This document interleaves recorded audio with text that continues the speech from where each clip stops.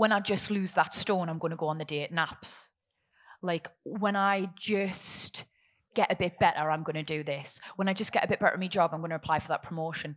And if you're always waiting for that when-if moment, you're never going to get fucking anything. Yeah. You're not. Like, seize the date. Is that how the quote actually ended? Yeah, that's exactly.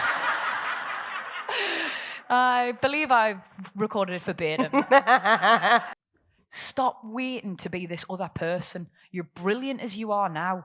Take the chances, go on the date, have risks, because that's when life gets exciting and good. Yes, Vicky.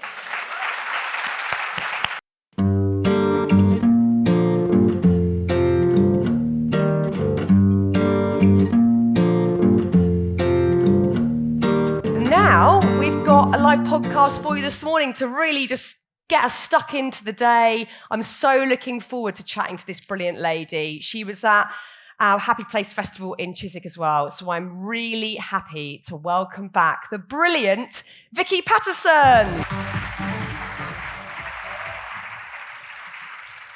Hello, my darling. Take a seat.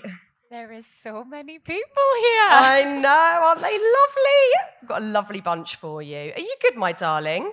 Yeah, I'm really good. I am really nervous. I'm not a natural public speaker. You are brilliant. I was listening. Come on, as if. I know I'm not. Everyone thinks I'm super confident, but this is a little bit intimidating. So, But do you know what? I think it's really good to say that because I absolutely love doing this festival and I love doing these podcasts. But of course, like the whole thing's nerve-wracking. And I think it's good to sort of be really honest about that. That whenever you're doing anything in the public domain or in front of people, it's really nerve-wracking. Oh, yeah, absolutely. And I'm a bit of an overthinker as well. So I'm not just like worried about what I'm saying. I'm worried about how I'm being received. And I'm also panicking that poor Steve can keep up with us as well.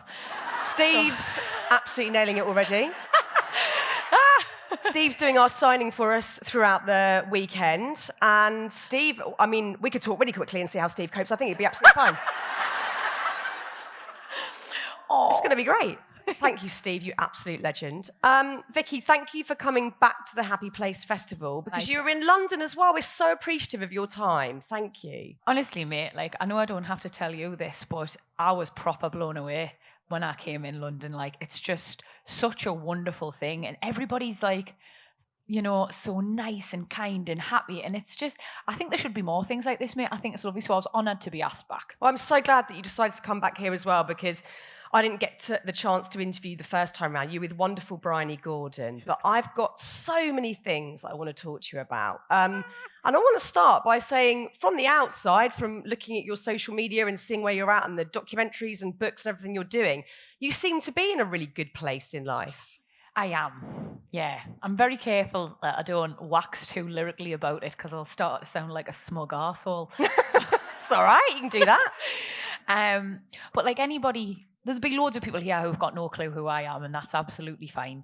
But that's a lie, but fine, we'll go with it.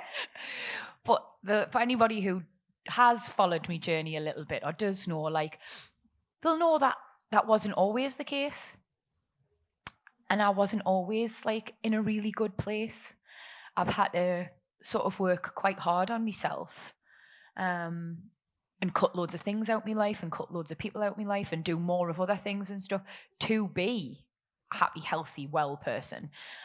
So no, I take great pride in the fact that I am becoming somebody I'm quite proud of. And I'm quite emotional about it, so sorry about that.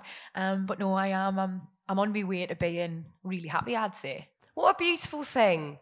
And I think, like you've just alluded to, a big part of being in a good place, we always assume that it must have, it must be, the big part of it must be the exterior. What's going on in our world, what we're achieving, what we've got, where we're at in life. But actually, I think the biggest key to being in a good place is liking yourself. And you just said there that that's where you're at. You're learning to have that self-compassion and you're proud of yourself.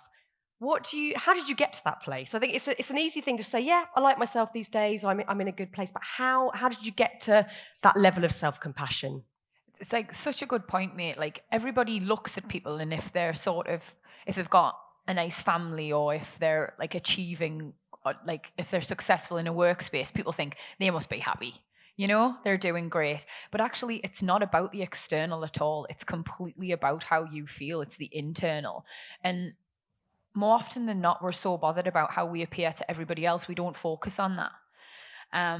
But I got myself into, I think, quite a dark place, I'd say. Years of like projecting an image that wasn't necessarily who I was, drinking too much, surrounding myself with people that probably didn't have my best interests at heart. Ultimately, just not living a way that I was proud of. And I was on a hiding to nothing, Fearne. Like, I couldn't have gone on much longer going on, like, living that way. Certainly not in the industry I'm in. So I started to, I got therapy. I got a life coach. And I removed myself from situations that didn't bring us peace. Like, contrary to popular belief, like, I'm actually not a very good drinker at all. I'm not a very nice person when I've drank too much. You know, I don't, and I could forgive us if I'm wrong, but like, I don't know many people who have a skin full and are just proper lovely.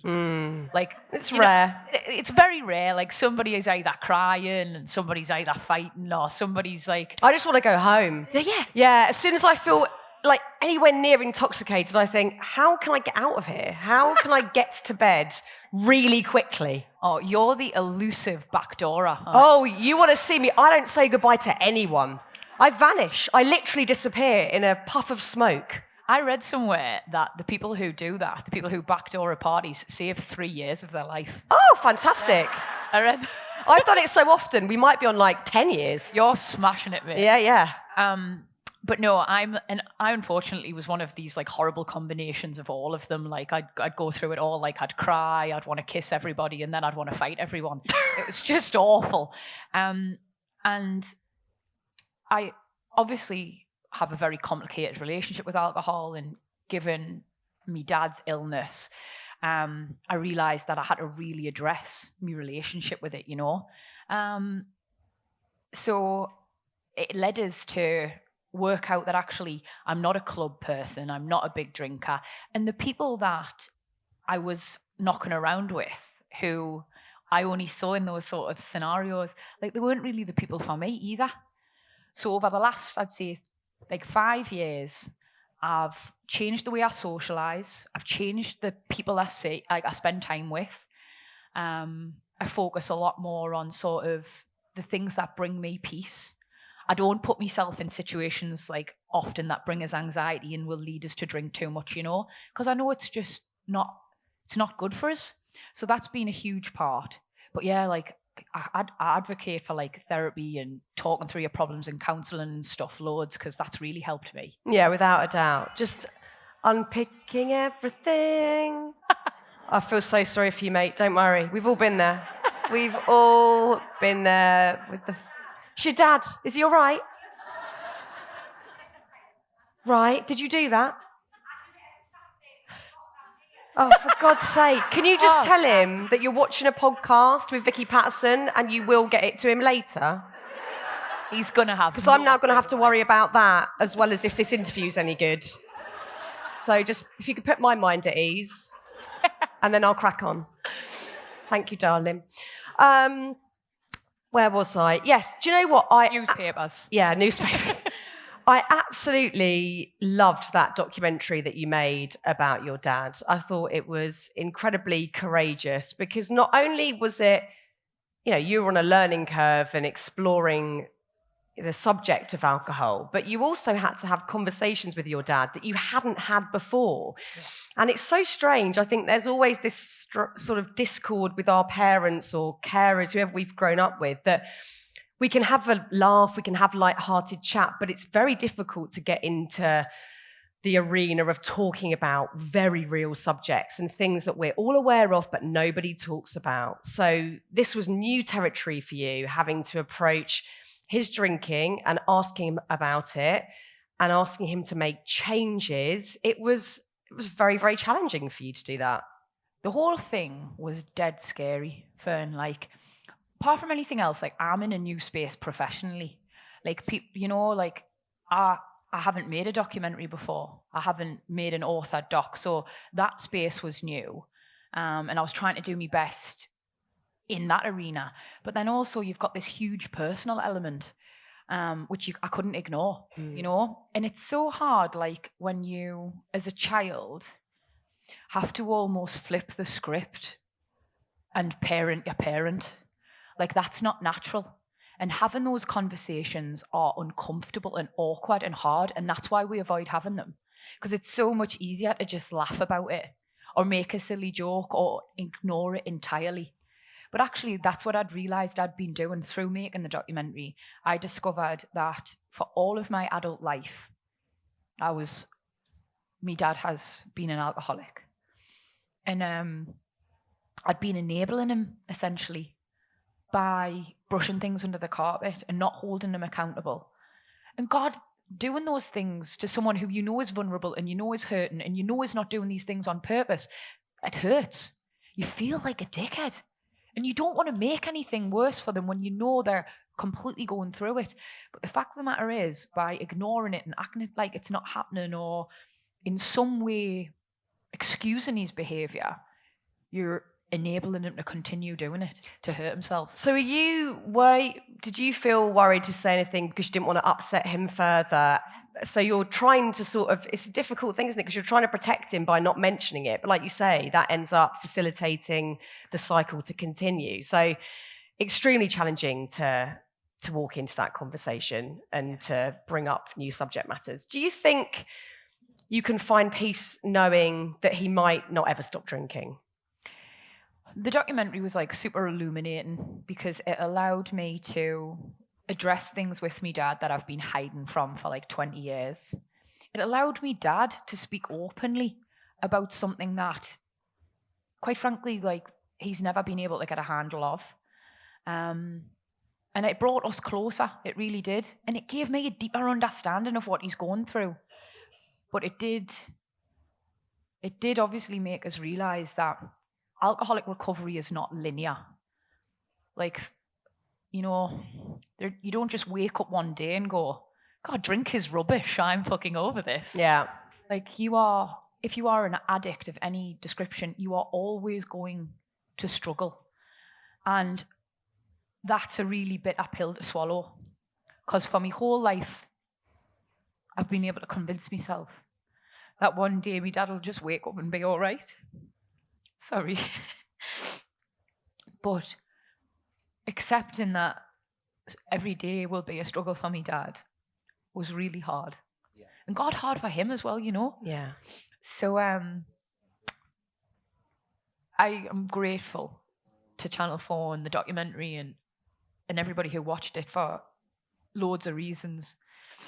But it didn't mean that the outcome was like, it didn't mean that the outcome was great. It was really hard. But I have to look on the bright side and say that it's brought me and him loads closer. I understand his illness better. And I can support him in a way that is actually helpful rather than just facilitating him. Yeah. Yeah, thank you for sharing that, Vicky. I mean, we also saw in the documentary you talking about your own past, and like most people in their 20s, you were going out loads, you were drinking, you were getting into all sorts of chaos, but you were doing it under the scrutiny of the public eye, which is never much fun, especially when you then, like all humans, change and grow. And I'm sure most of us sat here today in this lovely tent can look back at parts of our lives and think, oh God, wish I hadn't done that. And we have regret or we cringe about certain things. Did it help you find some sort of clarity or peace with you in the past? Yeah, definitely. I think, oh God. So everybody's seen me having a really good time in my 20s, haven't they? Yeah. For better or worse. And like that was, I think had I not done the documentary and had I not learned a lot about alcoholism and stuff, I don't think I would have understood a lot of my triggers. So I am not a very like I struggle in social situations, which again shocks loads of people. They think, oh, she must be dead confident, dead outgoing, and I'm not. I've got a bouncy leg, like I'm looking around, I bite my nails, I can't wait to fucking go home. Like, just scared the whole time. And like people can mistake it for arrogance or ignorance or whatever. I'm just terrified.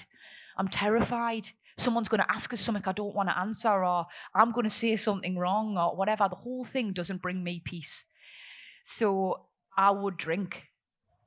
And like you can imagine being on a show like Geordie Shore, like I'm a coiled spring. I was nervous the whole time, terrified of what I was going to say or do something wrong or that somebody wasn't going to like us. So I did the only thing that I'd been conditioned to understand would calm us down, and that was drink. And of course, then I made everything worse, didn't I? Because you go on like such... Well, I did, not everybody, but I would go on like such an arsehole. So then I would have to deal with that all the next day. The apologies, the guilt, the whatever. And I guarantee what's going to help take that away was drink. Yeah. So it was this horrible toxic cycle.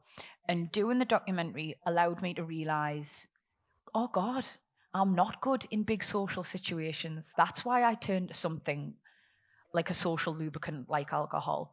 And I don't love like X, Y, and Z. That's why I drink more, and I struggle with guilt, whatever it is. So no, doing the documentary was instrumental in me improving my relationship with alcohol.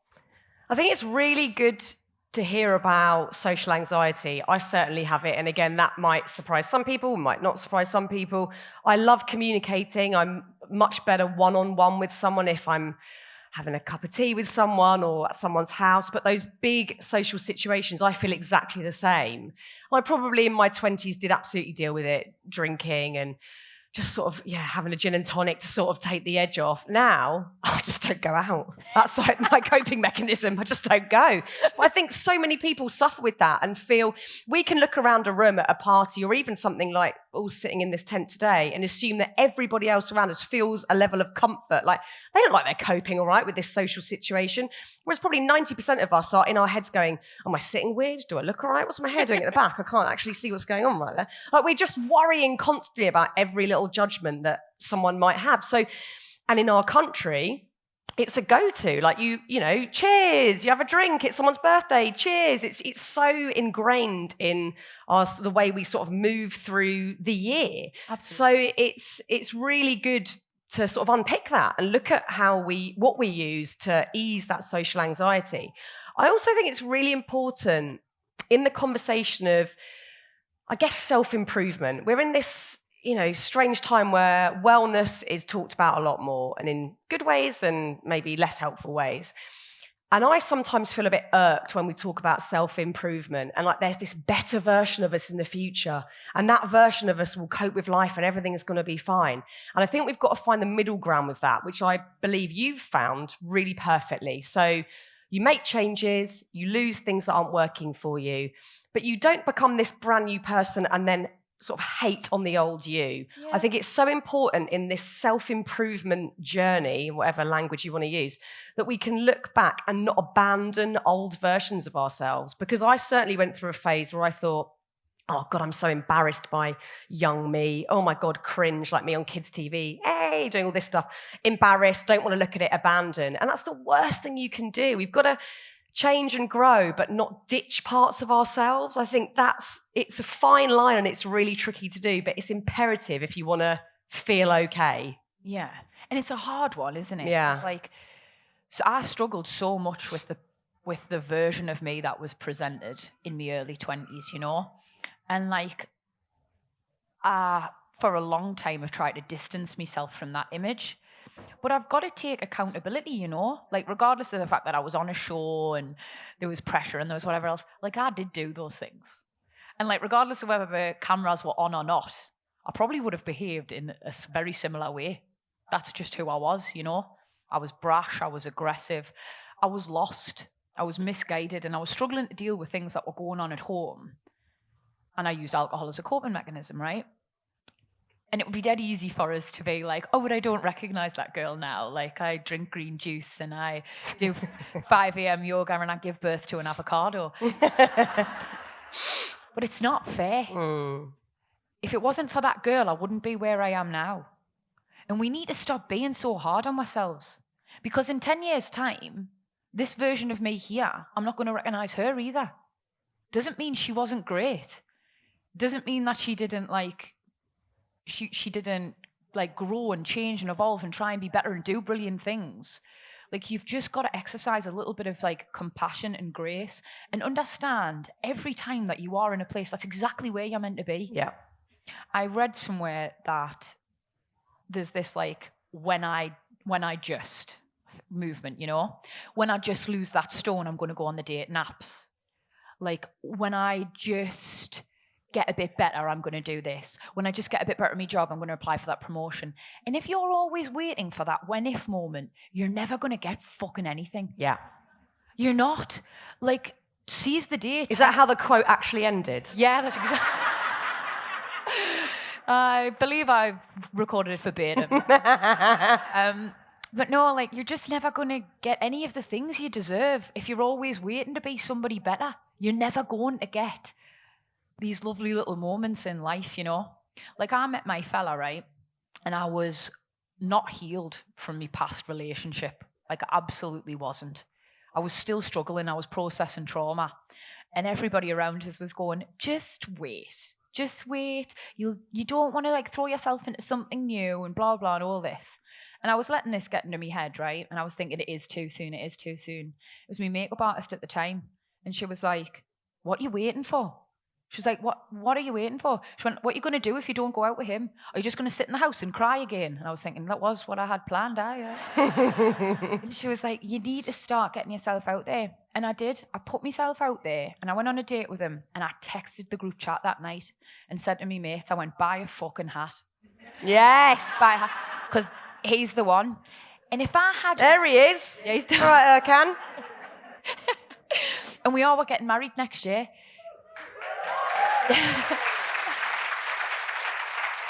Thank you. But if I'd have waited till I'd done processing that trauma, or till I was over that man who wasn't right for us, or till I was better, I might have missed my chance. Stop waiting to be this other person. You're brilliant as you are now. Take the chances, go on the date, have risks, because that's when life gets exciting and good. Yes, Vicky.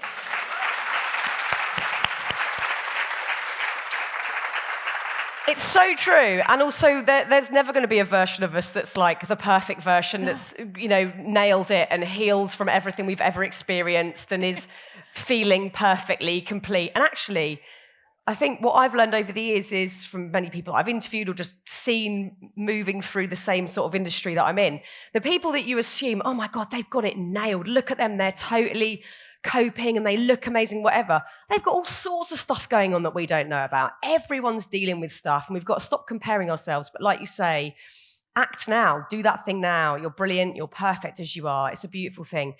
One thing I'm very grateful for personally, following you on Instagram, is how much you share and how generous you are in talking about things that actually are massively helpful. And I think you've definitely worked out the difference between posting for the sake of it and posting because you know it's going to touch someone and it's going to help someone on any given day. There's lots of different subjects that you cover. One that I think has been extremely helpful for women, but maybe some men too, is discussing body image. Yeah. And again, finding this sense of peace and love with where you're at any given time. What has helped you get to a point of really feeling good in your own skin? So I've been both extremes. When I was drinking too much and partying too hard and then eating all the carbs in the world to recover from it, I got to a place where I was lethargic, probably unhealthy and very unhappy. And I'm not talking about my size, I'm talking about how I actually felt. So much of what I like about myself is not a physical attribute. I like that I want to get to know people, that I'm chatty and friendly. And when I'm not feeling confident, I'm just not that person, So I lost all this sense of self when I became unhealthier and bigger and all the rest of it. And I ended up, through desperation, losing too much weight and becoming very small for my frame. And I'm not talking about these people who are naturally gorgeous and slim and all the rest of it. Like, I am just not meant to be that small. My head was massive. Like, I've looked back at pictures where I thought I looked the duck's nuts, and I've just got a fucking huge head. And it's insane. And it was the phase when we also did the quiffs as well. So the whole aesthetic is just mental. And that didn't bring us happiness either. I had this vision in my head. I was like, if you can just get to a size 6, you're going to be so happy.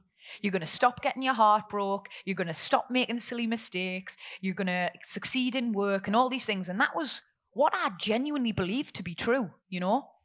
And of course, when I got to the size 6 and I had the thigh gap and I did all the things that society told me would make me happy, and I still wasn't happy, I didn't even know where to go from that. I had no clue. I was like, well, this is what you've told us. Like, I needed to have to be successful and happy and loved and desired and all these things, and I still feel like shit. So it was from that point where I thought, hang on a second, neither one of these extremes brought me happiness. It must lie somewhere in the middle for me. You know, balance. So going out and like doing a 2-hour walk with the lads. That's me dogs, by the way, Max and Mila. But then coming back and having a bacon sandwich, you know? Like going out and smashing a Pilates session, but coming back and having a takeaway with me fella. Like, I've accepted that my body has squishes and it wiggles and folds. And actually, that's my happy place. That like 5 to 10 pounds that for years I convinced myself I needed to lose to be happy, successful, desirable, whatever. That's me life. That's me glasses of wine with the girls. That's me takeaways with Erkan. It's me whatever, you know? And I think we need to stop punishing ourselves for living our lives and enjoying it, you know? And also thinking that if we get to some sort of certain size, everything's going to be great. Because life can be great at any size if you're just kind to yourself and you're healthy and happy, you know? So that was the journey that got us to where I am now. And I sort of thought, oh God, I'm 35 and I've just got here.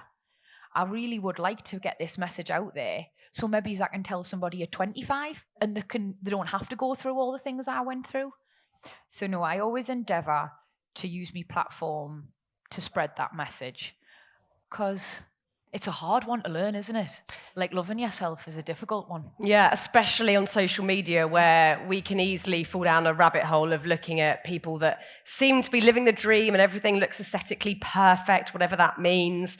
And we can start comparing ourselves and falling down just a pit of despair. It's just pointless. So I love that you're just rallying against that and putting out good positivity. It's so important. And another subject that you've more recently talked about in depth is your menstrual cycle. And I really appreciated this post the other day where you were saying that for years you've struggled with your periods and pain and hormones and mood around it. And for years you'd been fobbed off and thought that you had to just crack on and go, you know what?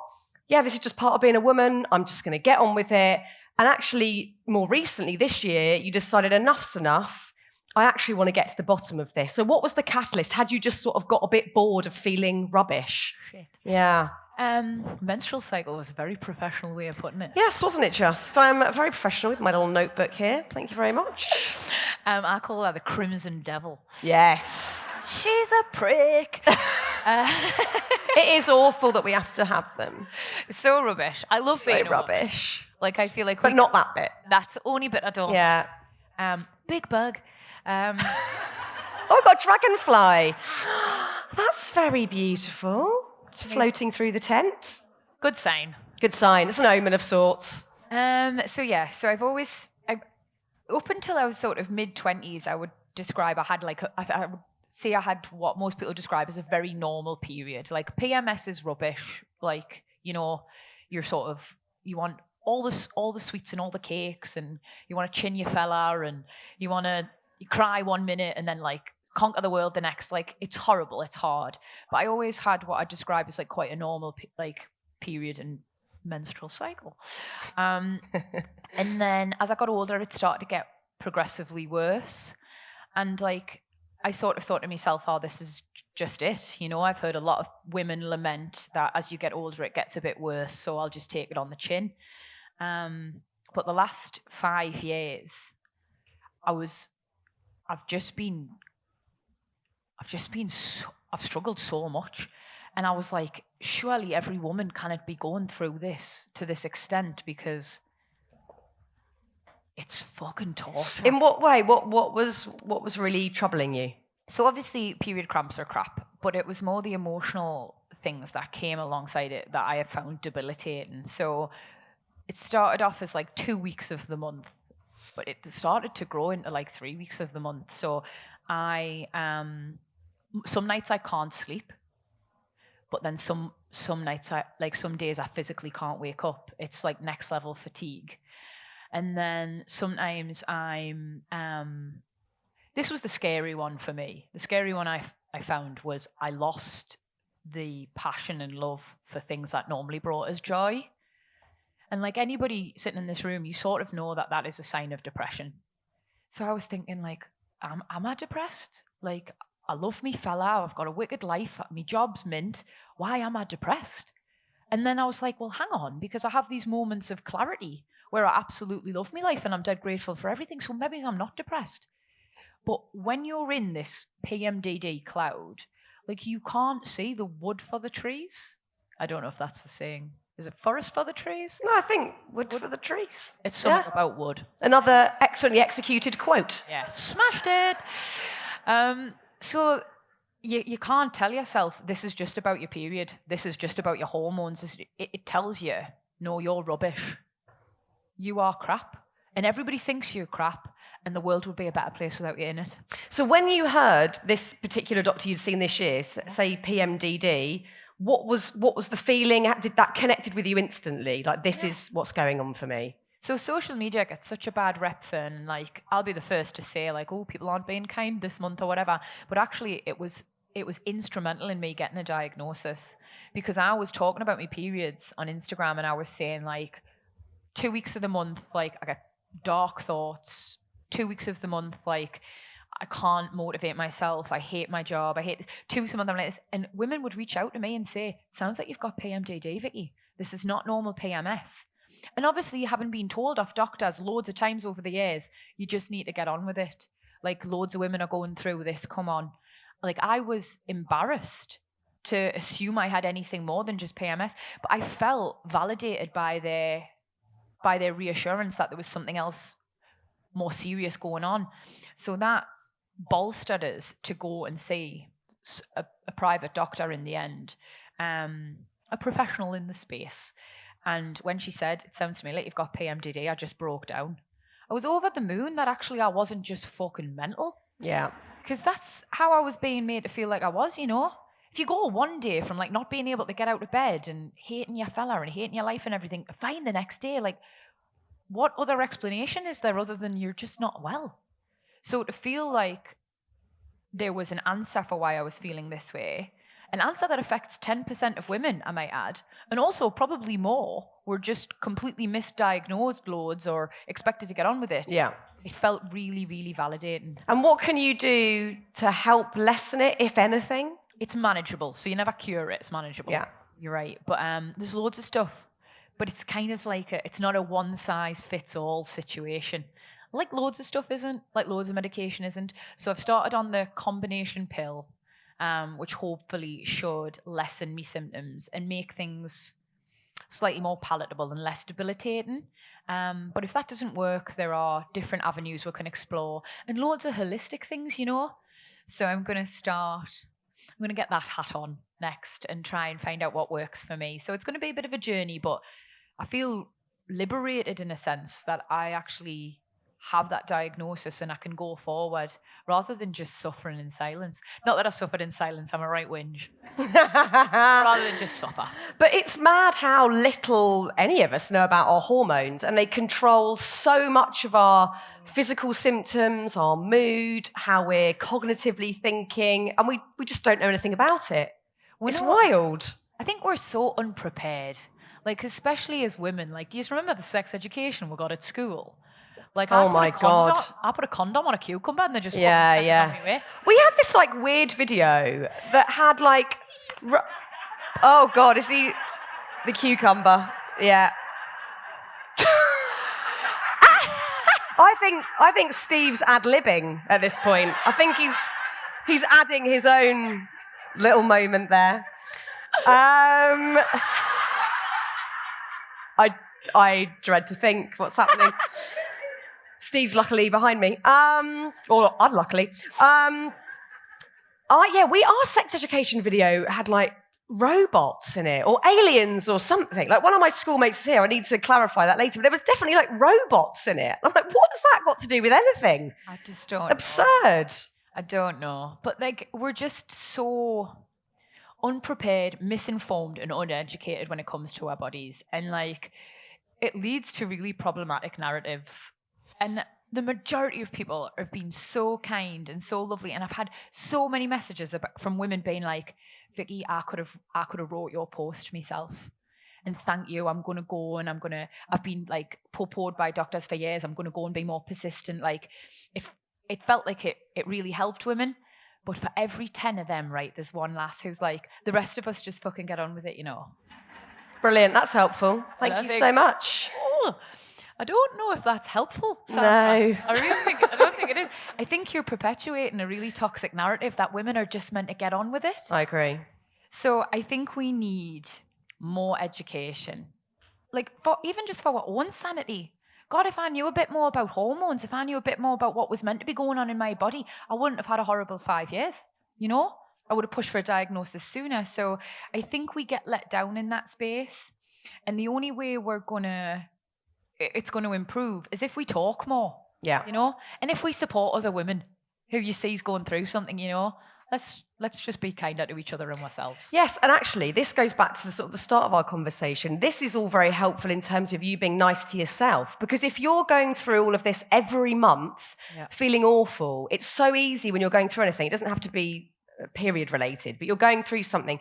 So easy for us to turn on ourselves and go, what's wrong with me? Why am I not coping? I'm such an idiot. Like all this stuff that all of us think all the time, but don't necessarily articulate out loud. Knowing what's going on gives you a chance to go, I'm actually going to be nice to myself today. And if I can't handle seeing other people, or actually I really need to lean on other people, whatever way you're going, that you allow yourself to do that rather than thinking you've got to crack on, you've got to cope, you've got to keep your mouth shut and just get on with it. I think it helps us internally find that sort of self-compassion as well. Absolutely. Like I got myself to the point where I just felt embarrassed and I felt weak. And because so many doctors and so many people had told me, like, everyone else is just getting on with this, Vicky, like, grow up. I was like, I can't deal with this thing that every other woman can deal with. You are weak. You are embarrassing and you should be ashamed. And like that thought process is so dangerous, especially when you're feeling all the things you're already feeling, you know, it just exacerbates it. So I think being kind to yourself is like, it's dead easy to say, isn't it? Yeah. But it's imperative if you're going to be happy and healthy and well. And like there's little things I always do, you know, like if I know I'm getting myself into that mindset where the PMD thing is taking control and my hormones are raging through my body and telling us I'm crap and all that. Like I think retreat. Do what your body needs. Do what your mind is telling you want.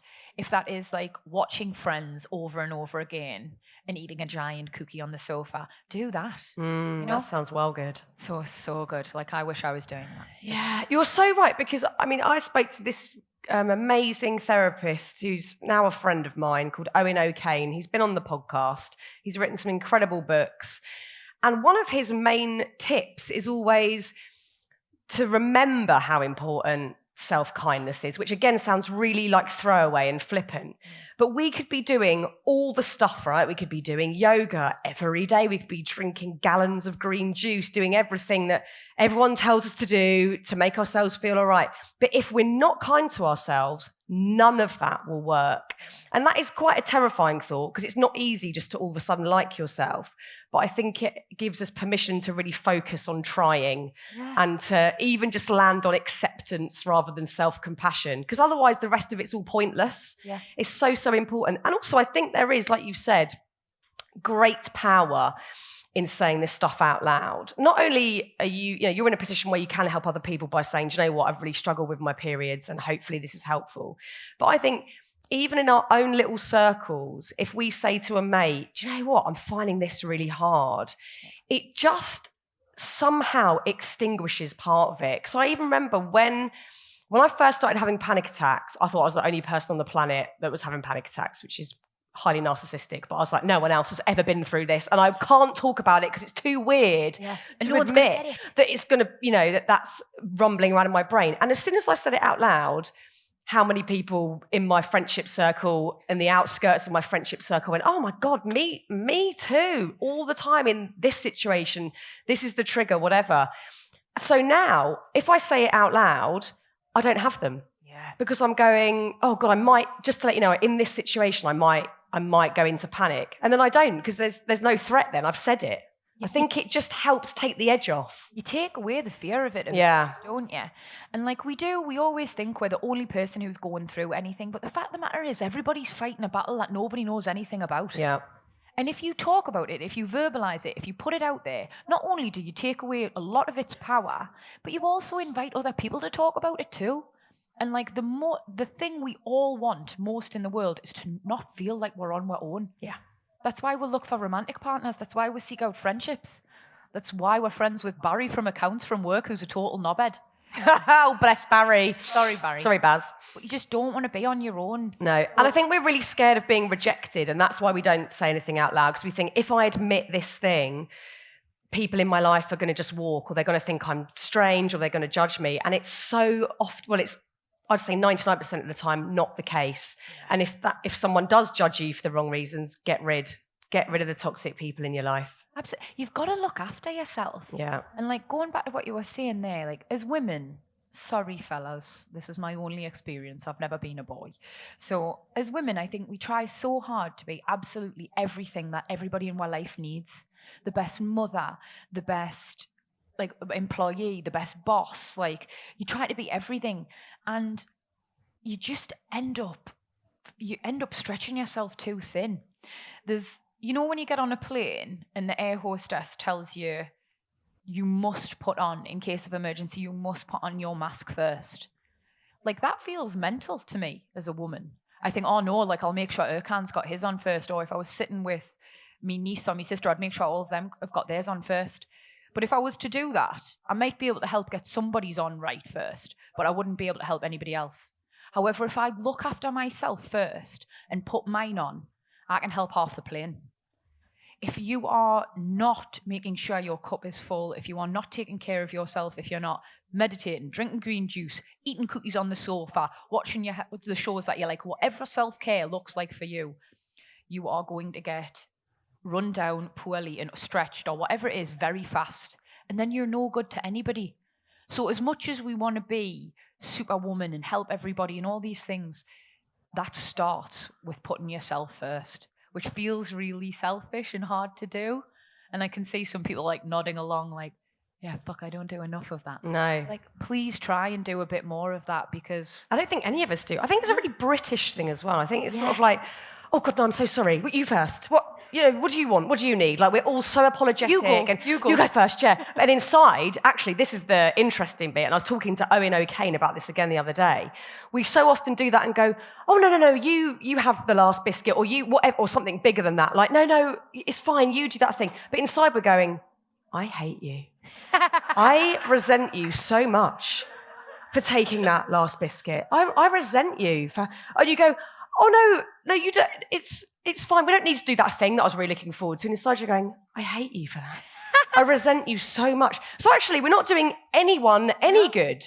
And it's all about boundaries, which I say again really flippantly, but I'm awful at them and I have been for years. Hence why I'm obsessed with Melissa Urban. If any of you are interested in boundaries, she came on the podcast. She's the queen of boundaries. She's so hardcore with boundaries, it's like terrifying. But it's what we should be doing. She'll tell someone, no, I'm so sorry, I can't help you do that. Whereas I'm going, again, doing the thing, I'd love to help. What do you need? I'll be there a day early. And inside I'm going, I don't want to do this, and I don't like this person, and I resent the whole thing. It's not good. It's not good. Like, none of us are nailing the boundary thing. No. And we need to have boundaries to enable ourselves to put ourselves first and to look after ourselves. None of this stuff's easy. I don't think me or you, Vicky, are sat here going, be nice to yourself, love yourself, put yourself first. It's well easy. We wouldn't be talking about it if it was easy. It's really hard, and that's why we need to keep talking about it, helping each other out with that message, encouraging each other, and also like saying it out loud to remind ourselves. Yeah. It's so, so important. Yeah. Oh, well said, man. Bit of a rant there. Sorry about that, No, I guys. liked it. Just had to get that out of my system. Do you know what? I literally can't believe I'm looking at this clock in front of me, and we're on the 45-second countdown. That 45-minute chat went insanely quickly, mainly because you're so easy to chat to, and I loved listening to you talk about your life and what you've been sharing with everyone. It's so beautiful. And once again, thank you so much for being at the Happy Place Festival. Everybody, please give it up for Vicky Pattison.